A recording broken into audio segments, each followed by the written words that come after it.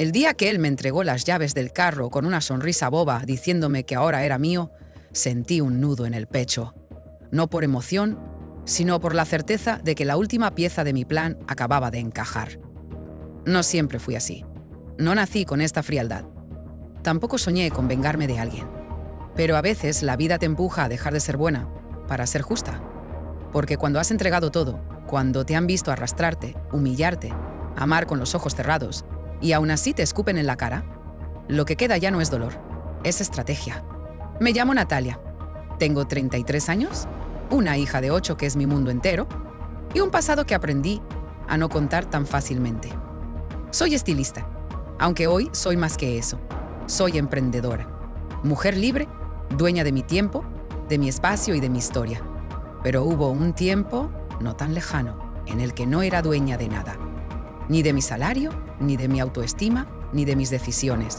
Hubo un tiempo en el que creía que el amor todo lo podía, que si te entregabas al 100, te devolvían lo mismo, que si tú eras leal, no tenías por qué temer.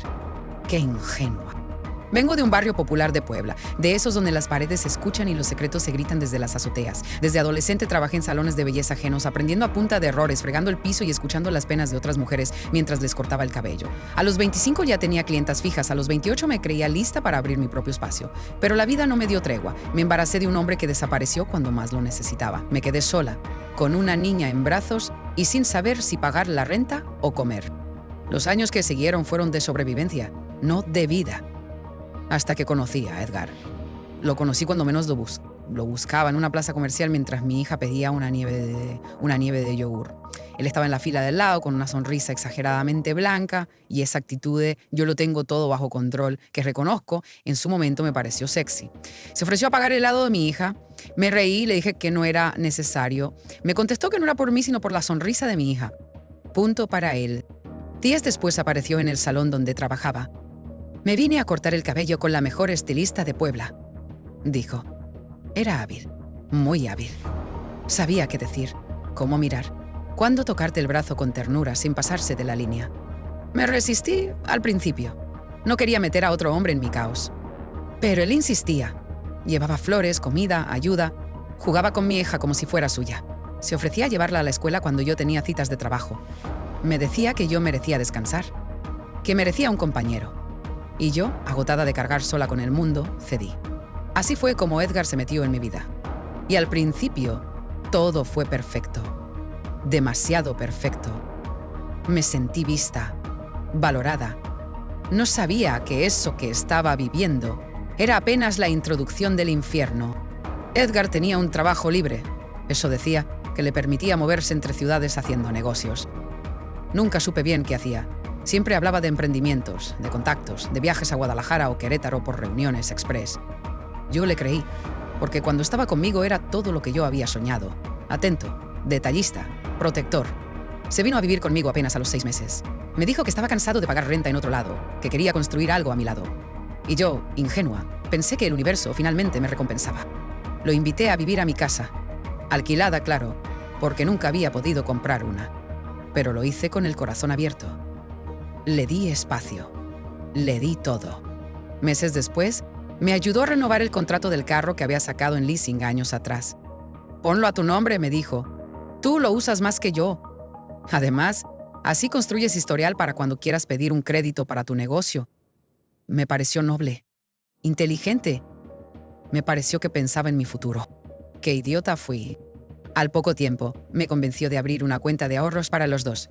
Él depositaría una parte de lo que ganaba en sus negocios y yo la mía, un fondo común para nuestros sueños. Me habló de un crédito personal para comprar una casa más grande, para que por fin tuviéramos un hogar con jardín, donde mi hija pudiera jugar y yo pudiera montar mi salón en el garaje. Me ilusionó tanto que acepté sin pensar. El crédito salió a su nombre, pero la cuenta estaba a nombre mío. Por seguridad, dijo. Eres tú la que sabe administrar. ¡Qué astuto! ¡Qué confiado! ¡Qué fácil le resultó! Y sí, por supuesto que lo amaba. O eso creía. Hasta que empecé a ver cosas, mensajes sospechosos, ausencias injustificadas, contraseñas cambiadas, ausencias de madrugada, mentiras mal disfrazadas, todo el manual del infiel promedio. Y ahí me vi, otra vez, al borde del precipicio. como años atrás. Pero esta vez no me tiré. Esta vez no lloré, no supliqué, no armé escándalos. Esta vez tomé nota, porque no iba a permitir que me quitara todo otra vez. Esta vez, el juego iba a ser mío, y lo iba a jugar en silencio. Mientras él creía que aún lo amaba, yo ya estaba planeando mi salida. No sabía cómo ni cuándo, pero tenía claro el qué. Yo me iría con todo, con el carro, con la cuenta, con el dinero del crédito, con mi dignidad, y sin mirar atrás. Comencé a guardar documentos, a imprimir estados de cuenta, a registrar conversaciones, a tomar fotografías de todo lo que ya estaba legalmente a mi nombre. Me documenté, consulté a amigas abogadas, hablé con una clienta notaria sin que sospechara nada. Me asesoré en silencio, todo en silencio. Porque entendí que el verdadero poder no está en levantar la voz, sino en saber cuándo marcharte con las manos llenas. Por eso, cuando Edgar, con cara de enamorado eterno, me entregó las llaves del carro diciendo: «Es tuyo, mi amor, confío tanto en ti que ni lo pensé 2 veces», yo solo sonreí. Le di un beso y pensé: acabas de firmar tu sentencia. Y tú, que estás escuchando esto ahora, probablemente tengas ganas de saber cómo lo hice, cuándo me fui, qué sintió él, qué pasó después. Y sí, te lo voy a contar todo, porque no solo es mi historia, puede ser la tuya, la de tu hermana, la de tu vecina, o la de esa amiga que no quiere ver la verdad. Quédate, porque esta historia no tiene final feliz para todos, solo para quien supo jugar en silencio. Si algo aprendí desde niña es que una mujer rota puede seguir sonriendo sin que nadie lo note. Crecí en una familia donde las mujeres no lloraban en público. Mi madre podía estar devastada por dentro, pero mientras tuviera labial y el arroz no se quemara, todo estaba bien. Yo heredé esa costumbre: disimular, fingir, mostrar los dientes aunque me doliera la garganta. Por eso, cuando Edgar entró en mi vida, todos pensaron que era mi premio, como si por fin me tocara ser feliz. «Ese hombre sí te quiere, amiga», me decían. «No todos se hacen cargo de una hija que no es suya». Pero nadie sabía cuántas veces me acostaba sintiendo que algo no estaba bien. Y aún así sonreía. Edgar llegó a mi vida en un momento donde cualquier tipo de estabilidad parecía un milagro. Mi expareja, el padre de mi hija, había desaparecido hacía años. Literalmente. Un día dejó la casa para comprar tortillas y nunca regresó. No respondió llamadas, no dejó una nota, nada. Desapareció. Como un cobarde, como un criminal emocional. Así que cuando conocí a Edgar, pensé que por fin alguien me veía. No como una madre cansada, no como una empleada más, sino como una mujer completa. Y yo, hambrienta de sentirme valiosa, me lo creí todo. Nos conocimos en una plaza. Mi hija se había antojado de una nieve y él estaba en la fila del lado. Le gustó mi sonrisa, dijo. Se acercó, nos pagó la nieve y se quedó. Como si siempre hubiera estado ahí. Me habló de viajes, de negocios, de lo duro que había sido para él confiar otra vez. Me pareció tan parecido a mí, tan dañado, que pensé que estábamos hechos el uno para el otro. Se ganó a mi hija con rapidez. Jugaban a la lotería, le leía cuentos, le enseñaba palabras en inglés. «Es mejor que cualquier padre», me decía mi mamá. Yo quería creerlo. A los 3 meses, ya pasaba más tiempo en mi casa que en la suya. A los 6, se mudó definitivamente. «Paguemos una sola renta y usamos lo demás para ahorrar», me propuso. Me pareció lógico. Nos mudamos a una casa un poco más grande, también rentada, pero más cómoda. Ahí comenzaron los verdaderos sueños. Empezamos a hablar de comprar. Mi sueño siempre había sido tener una estética propia. Un salón grande con cabinas para faciales, espacio para uñas, peinados, maquillaje.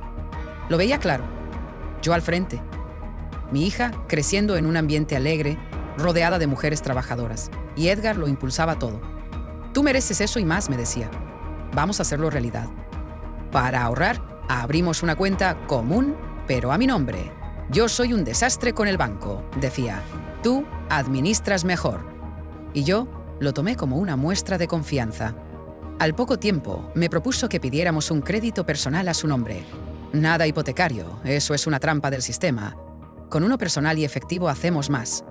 Y yo asentí, porque él hablaba bonito, convincente, como un líder. El dinero llegó, un buen monto. Lo celebramos con una cena. Me dijo, tú guárdalo. Que esté contigo. Así que lo deposité en la cuenta. Me sentí poderosa, lista para empezar. Pero ahí fue cuando todo empezó a quebrarse. Edgar comenzó a desaparecer por lapsos extraños. Salidas de último minuto, llamadas que contestaba en susurros, celulares en silencio. Yo lo notaba. No soy tonta, pero me tragué la sospecha. Hasta que una noche, mientras se bañaba, su celular vibró. El mensaje decía, te extraño. Hoy puedes. No decía nombre, pero decía todo. No grité. No hice escena. Cerré el mensaje y me acosté. Él salió de la regadera y me abrazó por la espalda. Yo fingí estar dormida, pero lloré por dentro como una niña abandonada otra vez. Al día siguiente fui a trabajar como si nada. Me sonreí en el espejo. Me puse labial rojo, me trencé el cabello y decidí que Edgar no iba a destruirme. No esta vez, no como los anteriores. Ahí nació mi plan, pero primero lo estudié. Cada gesto, cada mentira, cada error. Me volví una espía en mi propia casa. Me aseguré de que todo lo que valiera estuviera a mi nombre. El carro, el dinero, las facturas. Lo demás no importaba. Un día, le dije que soñaba con mudarnos a Mazatlán. Era una vieja idea mía. Siempre me atrajo el Pacífico. El mar me calma. Me gusta la gente, el turismo, los atardeceres. Me veía allá. Un salón frente a la playa. Mujeres entrando con chanclas y saliendo convertidas en reinas. Edgar rió. ¿Mazatlán? ¿De verdad? Sí. O Puerto Vallarta, donde podamos empezar de nuevo. Ya veremos. Primero enfoquémonos en la casa, dijo, quitándole importancia. Pero yo ya había decidido. Mi futuro estaba lejos de él. Durante esos meses, mi hija fue mi motor. Ella no sabía lo que pasaba, pero yo sentía su energía. Se le iluminaban los ojos cada vez que hablábamos del nuevo hogar. Le pregunté una noche qué quería tener en la casa nueva. Una habitación morada y un perrito blanco, dijo sin dudar. Mi corazón se quebró. Pensé en todas las veces que había creído encontrar un papá para ella, en todas las veces que había permitido que hombres rotos jugaran a la familia con nosotras. Ya no más. Mi hija merecía algo mejor, aunque fuera solo a mi lado. Me preparé con todo. Guardé recibos, fotocopié estados de cuenta, asesoré todo con una clienta notaria, sin decir mucho. Fui a una oficina de protección a la mujer emprendedora y pregunté por programas en Sinaloa. Me asesoraron, me motivaron, me dijeron que había becas, que era posible. Una madrugada, mientras él dormía profundamente, busqué casas en renta en Mazatlán. Encontré una pequeña, con un local en la parte baja. Un sueño modesto. Vi la foto del local vacío y lloré. Era ahí. Tenía que ser ahí. Semanas después, Edgar me entregó las llaves del carro. Me dijo que ya estaba a mi nombre, que ahora era oficialmente mío. Me miró con ternura. Me siento tan orgulloso de ti. Nunca había confiado tanto en alguien, dijo. Gracias, amor, respondí. Lo besé, lo abracé, lo miré a los ojos y pensé, no tienes idea de lo que viene. Yo ya tenía todo listo. En mi cabeza, las fechas, los documentos, las rutas. Solo faltaba el momento perfecto. Una semana antes de irme, invité a mi mamá a desayunar. Le hablé sin dar detalles. ¿Alguna vez has sentido que necesitas empezar desde cero?, le pregunté. Todos los días, dijo riéndose. La miré con tristeza. Ella también había sido una mujer que aguantó demasiado, que sonrió mientras se rompía por dentro, que nunca se permitió vengarse, ni sanar, ni gritar. Yo no quería repetir ese destino. Le abracé fuerte, sin saber si la vería pronto, pero sin decir nada más. La noche previa a mi fuga me senté en la sala. Vi a mi hija dormir. Le acaricié el cabello. Le prometí en silencio que esta vez haría lo correcto, que la protegería. que le enseñaría que el amor no se mendiga, ni se finge, ni se pide llorando. Se construye o se suelta. Miré a Edgar dormido. Tenía el rostro tranquilo, como si nunca hubiera roto a nadie, como si el mundo fuera suyo. Y sonreí. Porque yo ya tenía el carro, la cuenta, el dinero, la decisión y la fuerza. Ese fue el último día que dormí en esa casa. El cuerpo sabe antes que la mente. Y el mío ya estaba en modo escape. Desde el día que confirmé que me estaban usando, algo dentro de mí se desconectó. Empecé a vivir en dos planos. Una versión de Natalia que sonreía, que seguía cocinando, que dejaba que Edgar la abrazara por detrás mientras preparaba café, y otra que planificaba su ida mientras lavaba los platos.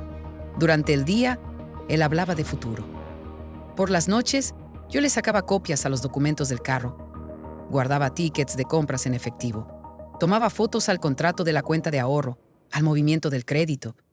Todo lo que algún día alguien pudiera pedirme para justificar que, legalmente, lo mío. Porque aunque él creía que lo controlaba todo, el dinero estaba a mi nombre, el carro estaba a mi nombre y el crédito, ese bendito crédito, aunque lo había tramitado él, estaba depositado en una cuenta a la cual solo yo tenía acceso. Fue un error de confianza. Su mayor error, mi mayor salvación. Una tarde, mi hija me preguntó si íbamos a tener jardín en la casa nueva. Llevábamos meses diciéndole que estábamos ahorrando para eso. ¿Va a tener pasto de verdad o del de plástico como en el kinder?, dijo. De verdad, le prometí. Ella me abrazó. Me miró a los ojos y me dijo, quiero plantar un árbol de mangos para que, cuando sea grande, me acuerde de ti. Tuve que salir corriendo al baño. No por la ternura, sino por la culpa. Porque yo sabía que la casa que ella imaginaba con su papá postizo nunca iba a existir. Pero también sabía que lo que estaba por construir sería mucho mejor, con raíces reales, no fingidas. Esa noche la abracé más fuerte que nunca. Los días siguientes me enfoqué en cerrar ciclos. Fui al salón donde trabajaba y hablé con la dueña. Voy a mudarme, le dije. Me ofrecieron una oportunidad de negocio en la costa. No fue del todo mentira. Una amiga de secundaria, que ahora vivía en Mazatlán, me había dicho que los espacios estaban más accesibles que nunca, que con turismo nacional y extranjero, un salón con estilo tenía mucho potencial. Me ayudó a encontrar un local con entrada lateral y ventanales grandes, perfecto para instalar una estética boutique. A Edgar le dije que era una inversión con una socia, que lo veía como una forma de generar ingresos adicionales mientras buscábamos nuestra casa ideal. Se rió. Me dijo que yo estaba obsesionada con Mazatlán, que seguro era por las telenovelas, y que él, en el fondo, era más de montaña que de mar. Le di la razón, pero seguí adelante con la firma del contrato. Un día antes de mi viaje exploratorio, él quiso tener una noche romántica. Me llevó a cenar, pidió vino, me regaló una cadena con un dije pequeño en forma de estrella de mar. ¿Te gusta?, me dijo. Mucho, respondí, tragándome las lágrimas. Era como si el universo se burlara de mí. Me regalaba estrellas mientras yo planeaba desaparecer entre olas. Esa noche, cuando se quedó dormido, me levanté en silencio, tomé una libreta y comencé a escribir todo lo que él me debía. No en dinero, en tiempo, en respeto, en dignidad. Página tras página, enumeré cada mentira que descubrí, cada día que me ignoró, cada excusa mal actuada, cada vez que me hizo dudar de mí. Y al final escribí, este es el último hombre que me rompe. El próximo, si llega, tendrá que ganarse a una mujer que ya se reconstruyó. Cuando llegué a Mazatlán, supe que no había marcha atrás. La brisa del mar, el olor a sal, el bullicio de turistas.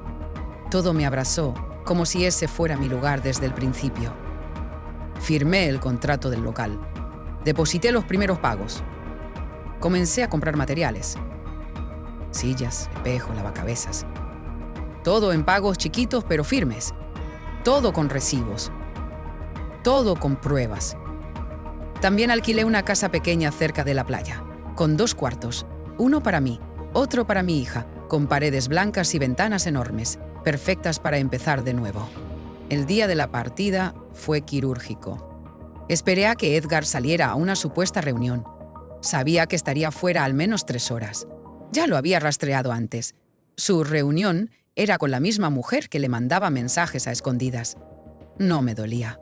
Me confirmaba que iba por el camino correcto. Tomé nuestras cosas. La ropa de mi hija, sus juguetes, mis documentos, el dinero, las llaves del carro, mi portátil y, lo más importante, mi dignidad. Dejé una nota sobre la mesa. Nada dramático. No me busques. Me cansé de fingir que esto era amor. Ya no me debes nada. Y yo ya no me debo a ti. Encendí el carro, puse música y salí de Puebla con el corazón en un puño y una sonrisa por dentro que no sentía desde hacía años. Llegamos a Mazatlán al anochecer. Mi hija dormía en el asiento trasero. Parecía en paz, como si su cuerpo también supiera que todo iba a cambiar. Que esta vez mamá no se iba a rendir. Que esta vez el nuevo hogar no era una ilusión. Al día siguiente la llevé a conocer la casa. Cuando vio su cuarto, gritó, saltó sobre la cama, me abrazó y dijo, ¿vamos a vivir aquí de verdad? De verdad, le respondí. Esta vez todo será de verdad. La vida en Mazatlán no fue fácil al principio. Empezar de cero nunca lo es. Pero algo en mí ya no temblaba. Estaba decidida. Me levantaba temprano, llevaba a mi hija a la escuela, abría el salón con mis propias llaves. Al principio llegaban pocas clientas, pero con el boca en boca y redes sociales, el lugar comenzó a llenarse. Diseñé un espacio con aroma a coco, música suave y espejos enormes donde las mujeres pudieran verse como siempre habían querido verse. No solo lindas, fuertes, valientes, reales. Empecé a colaborar con marcas de productos naturales. Me inscribí en un programa de bienestar para emprendedoras. Incluso di un taller gratuito sobre autoestima y cuidado personal. Cada semana, más mujeres se sumaban. Y yo, cada día me sentía más lejos de Natalia la quebrada. Un mes después, recibí un mensaje de Edgar. Solo dime si estás bien. Lo ignoré.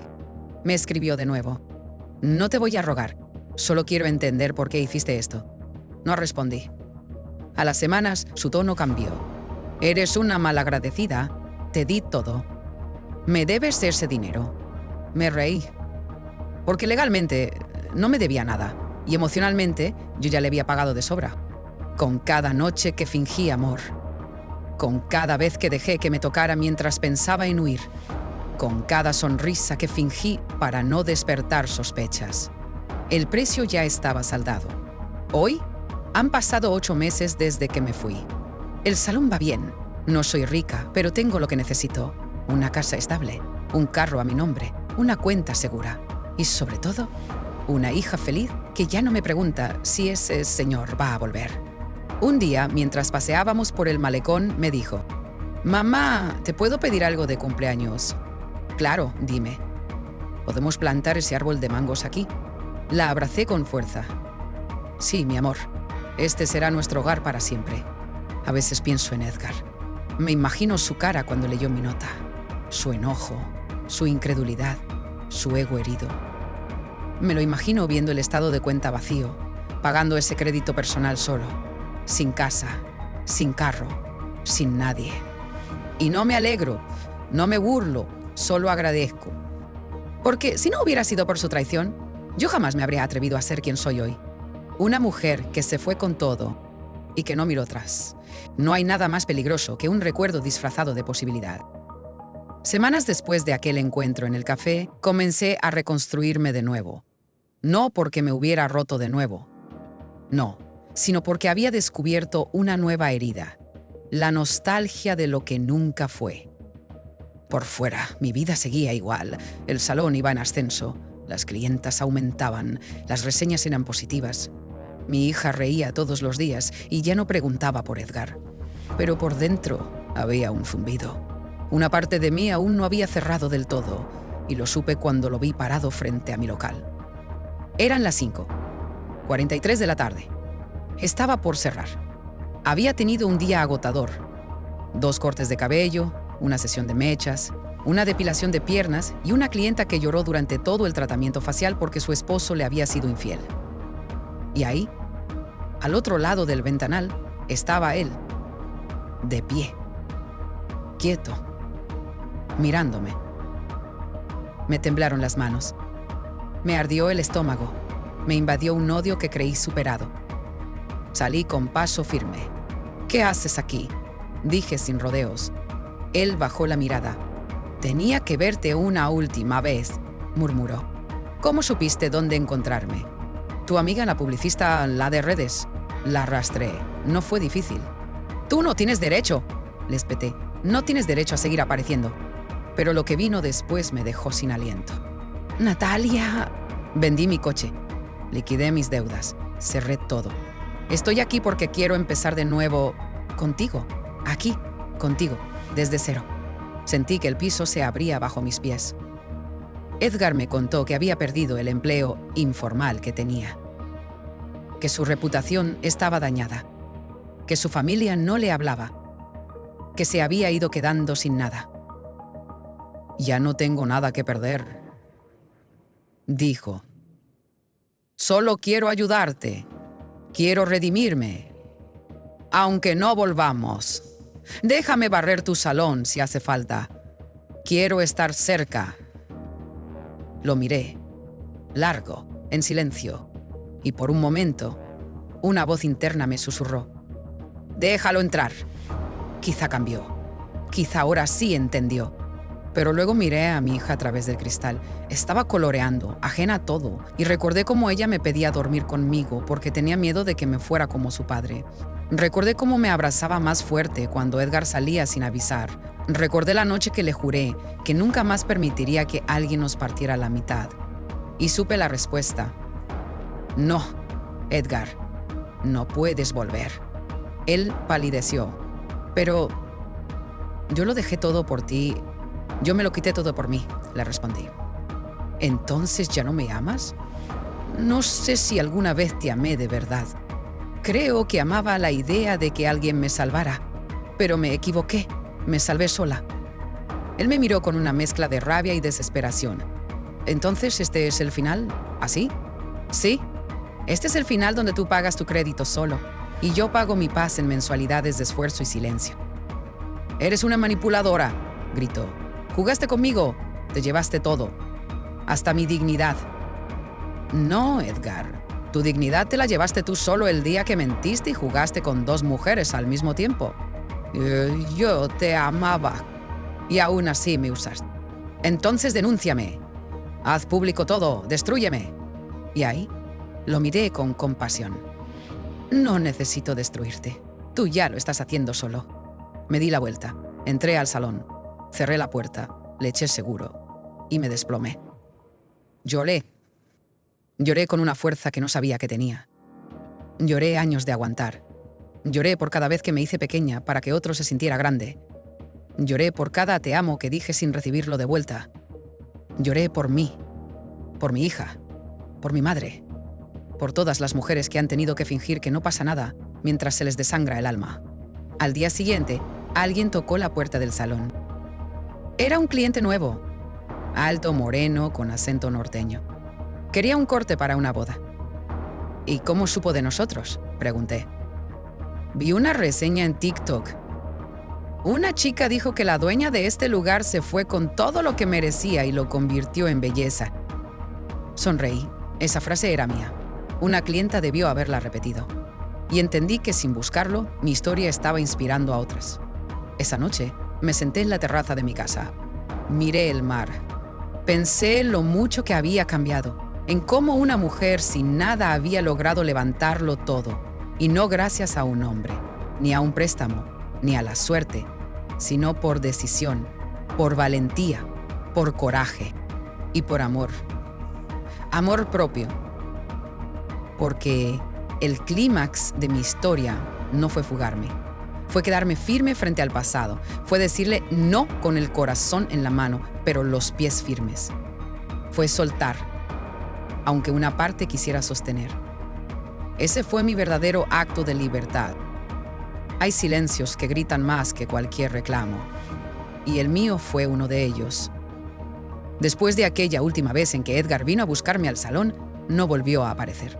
Ni una llamada, ni un mensaje, ni un intento más. Y no porque por fin lo entendiera, sino porque supo que su juego había terminado. Yo ya no estaba en el tablero. Me había bajado con todas las piezas. Y por primera vez en mi vida no sentí la necesidad de justificarme ante nadie. La libertad, descubrí, no empieza cuando te escapas. Empieza cuando dejas de pedir permiso para vivir en paz. El salón siguió creciendo. Empezamos a hacer contenido en redes y un día una influencer local nos hizo un video viral. Desde entonces, las clientas no han dejado de llegar. Mujeres de todos lados, divorciadas, jóvenes, abuelas, chicas embarazadas, todas buscando un cambio. A veces de look, a veces de vida, a veces de historia. Y siempre que alguien se sienta frente a mi espejo y me dice, quiero algo radical, yo sonrío.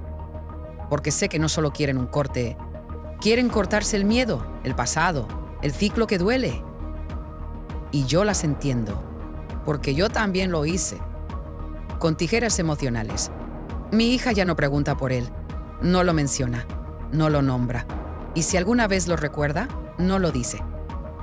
Una noche, sin que se lo pidiera, me dejó un dibujo en la almohada. Era ella y yo frente al mar, tomadas de la mano, con un letrero que decía «Mi familia feliz». Lo guardé como si fuera un cheque en blanco. Porque eso es, la confirmación de que lo hice bien, que elegí el camino correcto, aunque estuviera lleno de espinas, que fui su madre, incluso cuando tuve que ser su padre, su escudo, su guía y su mapa. No me volví millonaria, pero compré mi casa, pequeña, cálida, mía, con ventanas azules, macetas colgadas y un rincón donde me siento a escribir lo que nunca dije en voz alta. Lo hice con el dinero del crédito, sí, pero solo después de pagar cada centavo de los materiales del salón, de la renta, de las empleadas. Fui justa, fui ordenada, fui firme. Y cuando firmé la escritura, pensé en una sola cosa. Si hubiera sido un crédito hipotecario, nunca habría podido quedarme con esto. Por eso fue tan importante que fuera personal. Porque lo personal es lo que se defiende con uñas, lágrimas y voluntad. A veces salgo al malecón con mi libreta. Me gusta observar a las mujeres que caminan solas, con cara de haberlo dejado todo atrás. Y entonces escribo. Una vez vi a una señora de unos 60 años llorando mientras veía el mar. Me acerqué sin invadirla. Le ofrecí un café. Nos sentamos en silencio. Luego me contó que su esposo la dejó por una más joven y que había venido a Mazatlán a aprender a respirar otra vez. Antes de irse, me abrazó y me dijo, «Gracias por no preguntarme nada, solo por sentarte». Y entendí que ese también era un tipo de belleza, acompañar sin invadir, sostener sin cargar. Con el tiempo, algunas personas me preguntaron si alguna vez perdonaría a Edgar. Y la respuesta es, lo estoy haciendo. No por él, por mí. Porque cargar odio es como beber veneno todos los días esperando que el otro se enferme. Y yo ya no quiero beber nada que me haga daño, ya tuve suficiente. El perdón, entendí, no siempre es volver a hablar. A veces es dejar de pensar. A veces es desearle suerte, pero lejos. Y eso hice. Una noche de luna llena, escribí una carta que nunca envié. Te perdono, Edgar. No porque lo merezcas, sino porque yo lo necesito. Porque no quiero que mi hija aprenda a odiar. Porque prefiero enseñarle que se puede salir entera incluso cuando alguien intenta deshacerte por dentro. Te perdono, pero no vuelvas. Porque el daño no siempre se repara con disculpas. Y yo ya no estoy rota como para aceptar mitades. Meses después, volví a plantar. Literalmente. Mi hija y yo sembramos un pequeño árbol de mangos en el jardín trasero. Lo hicimos con nuestras manos, sin jardineros, sin ayuda, sin instrucciones. Solo tierra, agua y promesas. Ella escribió su nombre en una piedra y la dejó al lado del tallo. Me miró con esos ojos de infancia que ya habían visto demasiado y dijo, «Cuando el árbol dé frutos, hacemos una fiesta». «¿Y a quién vas a invitar?», le pregunté, medio riendo. «A mis amigas. Y a ti, porque tú nunca te vas». Ahí entendí que no todo árbol necesita sombra para crecer. Algunos crecen con luz directa, con sol de frente, como yo. Hoy me miro al espejo sin temor. No necesito que nadie me diga que soy fuerte. Yo lo sé. Porque fui débil. Porque me rompí. Porque me reconstruí. y porque aprendí a quedarme conmigo cuando todos se iban. Este fue mi cierre, pero también fue mi comienzo. Y si tú, que estás escuchando esto, estás en medio de tu propia tormenta, solo quiero decirte algo. No tengas miedo de irte, pero tampoco tengas miedo de quedarte sola. A veces el silencio más valiente es el que haces cuando te vas, con todo, y no por venganza, sino por fin.